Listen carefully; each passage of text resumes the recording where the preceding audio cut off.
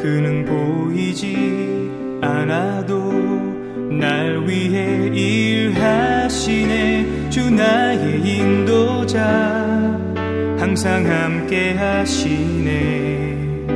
사랑과 힘 베푸시며 인도하시네.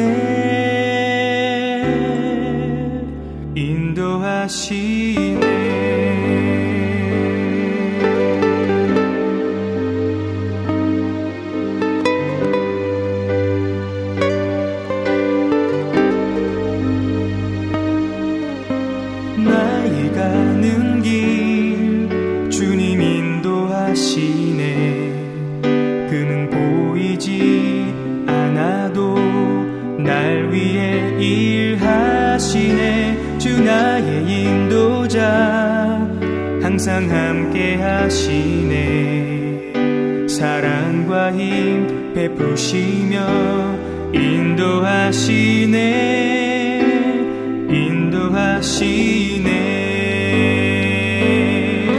광야의 길을 만드시고 날 인도해.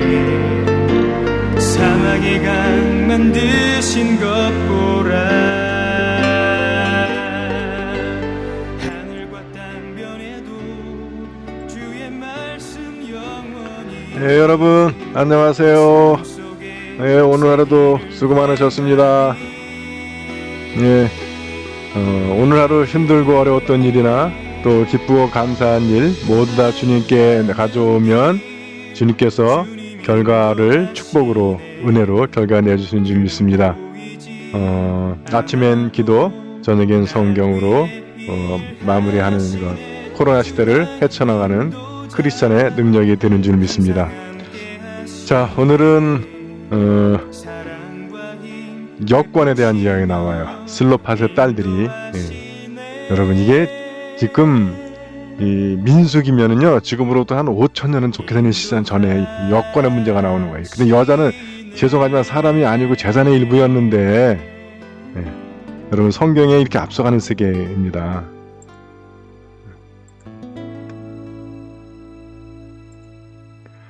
자, 그럼 보실까요? 아들이 없는 경우, 슬로팟의 딸들이 5명이나 되는데 여기 이름 내가 붙여놨죠. 딸들이 마홀라, 노아, 호글라, 밀가, 데르샤. 이 이름들 좀 발음하기는 어렵지만 대단한 이름이에요. 이 아버지가 슬로팟인데 아들이 없어. 딸은 5인데 문제는 뭐냐면 재산은 아들들에게만 가니까 이 딸들이 따진 거예요. 우리에게도 달라. 그래서 모세가 하나님께 물어봤더니 하나님께로 또 답변입니다. 슬로팟의 딸들이 하는 말이 옳다. 네. 그들의 아비의 근친들이 상속할 땅 중에 얼마를 그들에게 주어라. 그리하여 그들의 아비가 받을 유산이 그들에게 돌아가게 하여라. 이건 단순히 그 유산의 문제가 아니고 생존의 문제가 되는 거예요. 여러분들 아시는 그 우물가의 여인 같은 경우는 6번이나 결혼한 게 그 여자가 뭐 꼭 환양기 때문이 아니고 생존의 문제예요. 여자에겐 재산이 물려주질 않으니까. 여기서 지금 이 딸들의 문제이긴 뭐냐면 슬로팟이라고 하는 아들이 이게 여기서 없어진다는 거예요. 형제가 있으면 되는데 그래서 그를 이 이스라엘 민족 중에서 존재하기 위해서 우리에게 그 재산을 줘야 된다. 라고 하는 문제를 제기한 겁니다.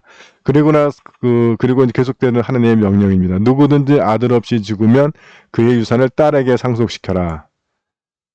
여러분, 그래서 이스라엘 지파가 되면 말소되지 않는다는 거예요. 딸이 없으면 친형제들에게 상속시키고, 유산 상속의 원칙들이 나오죠. 형제가 없으면 삼촌들에게, 삼촌도 없으면 문 중에서 가장 가까운 친척에게, 뭐 당숙이나 뭐 당질이 되겠죠. 나중에 이제 또 이 슬로팟의 지파에서 다른 형제들이 또 이야기를 해요. 얘들이 딴 데로 시집을 가버리면 이 지파의 땅이 글로 넘어가니까 이들은 딴 데 시집 못 가. 그 지파에서만 시집가는 얘기가 나중에 나오게 됩니다. 그건 이제 나중에 보시면 되고요. 예. 그래서 여기서 이제 딸에게도 유산을 상속할 수 있는 법이 열리게 됩니다. 우리나라는 1980년대 후반에 열려요. 그것도 수지, 저희 집안인 우리 종씨들인데 용인이 씨가 그 수지에 아주 지방 유지들이죠. 그래서 그 수지가 개발돼가지고 땅들이 막 하는데 아들들만 가지니까 그 딸들이 문제 제기해서 가정법이 바뀝니다. 딸들도 n분의 1로 상속할 수 있게. 예. 우리나라는 1980년도에 된 거예요. 근데 물론 여기서는 n분의 1로 되는 건 아니지만 아들이 없을 경우엔 딸이 받을 수 있게 하는 법이 통과됐습니다. 자, 그 다음에 이제 모세에 대한 이야기입니다. 야훼께서 모세에게 죽으라는 명령을 내리세요. 너는 이 아비림 산으로 올라가 내가 이스라엘 백성에게 주는 땅을 바라보아라. 그 땅을 보고 나면 너는 너의 형 아론처럼 앞서간 결례에게로 돌아가게 되리라. 이게 죽으란 얘기죠. 죽게 될 거란 얘기죠. 신광야에서 이스라엘 회중이 나에게 대어들 때 그들에게 물을 내어주어 내가 하느님임을 드러내 보이라는 나의 명령을 너희는 거역하였다. 이것은 신광야에 있는 카데스에서 무리바셈이 터질 때의 일이다. 예. 하느님께서 이 무리바셈이 이야기 기억나시죠? 계속해서 백성들이 목마르다고 난리치니까 이제 모세도 짜증이 났던 거야. 그래서 하느님이 지팡이로 바위를 쳐서 물을 내라 했더니 모세가 일어나서 내가 이 지팡이로 바위를 쳐서 물을 내랴? 하고 백성들한테 신경질적인 짜증 섞인 말을 던지고 지팡이로 바위를 2번 칩니다.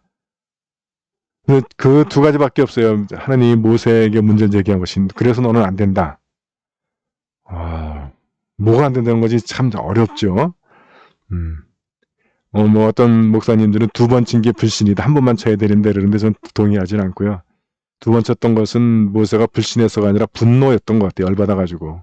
그래서 아마 하나님이 모세 너 아웃 한 이유가 분노였던 것 같아요. 내가 이걸로 이 지팡이로 이 바위를 쳐서 물을 내랴. 거기서 꽝꽝 친 거죠. 야, 근데 그렇게 백성들한테 시달리는데 그거 한번 짜증냈다고 못 들어가? 이래가지고 하나님 종로로도 어떻게 해. 근데 그만큼 하나님의 일을 하는 사람에게 요구되는 것은 온유와 겸손이 되는 것 같아요. 그 정도가 돼야 가나안으로 들어가는 거야. 광야는 이끌 수 있지만 모세가 가나안까지는 안 된다는 거예요. 물론 이 사인은 또한 모세는 율법을 나타내고 여호수아는 예수님이라고 하는 이름이잖아요.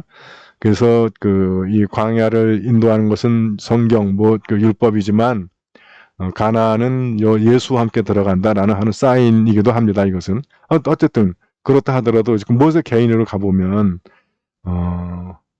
그의 인생 120년을 거기다 걸은 건데 마지막 순간에 그거 한번 짜증나고 화냈다고 해서 못 들어간다. 참 나 같으면 아마 7박 8일 하나님을 원망하고 백성들을 원망하고 징징거릴 것 같아. 근데 모세는 어떻게 얘기하냐면 모든 살아있는 것들에게 숨을 불어 넣어주시는 하느님 야하여 회중을 거느릴 사람을 세워주십시오. 그들의 앞장서서 드나들 사람, 그들을 이끌고 나가고 이끌고 들어올 사람을 세워주십시오. 야훼의 회중을 목자 없는 양떼처럼 버려두지 마십시오.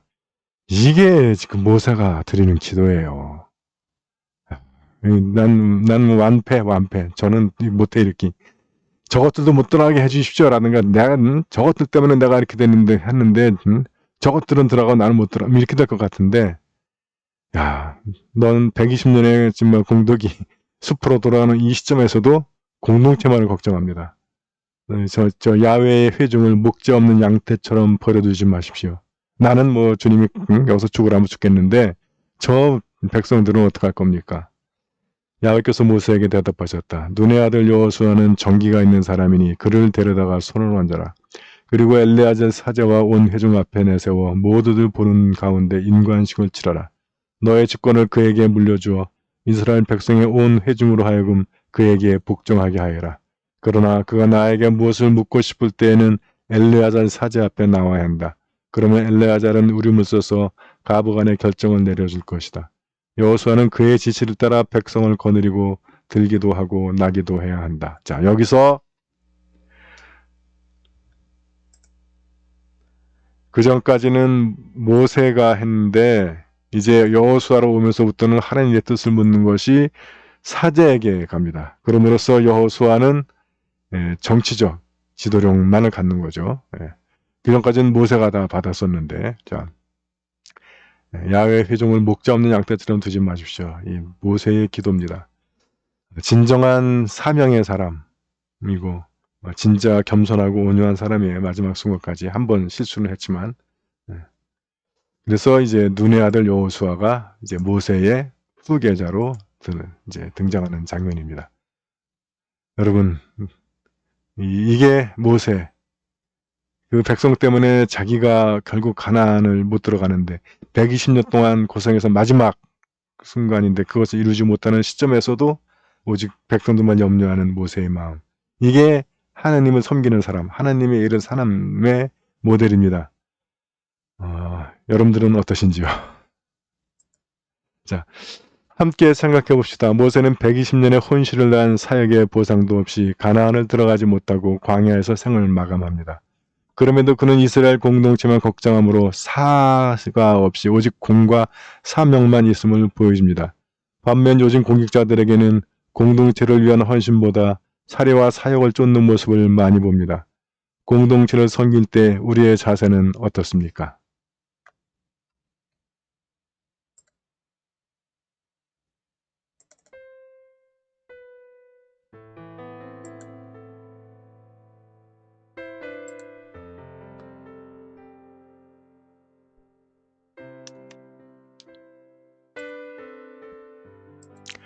교회 여러분, 오늘은 여기까지입니다. 여러분들 오늘 하루도 수고 많으셨고요.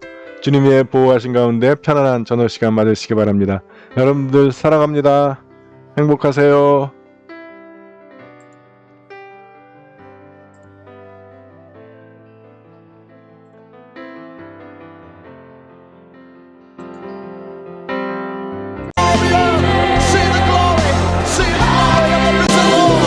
주의 영광을 이게 보이소서.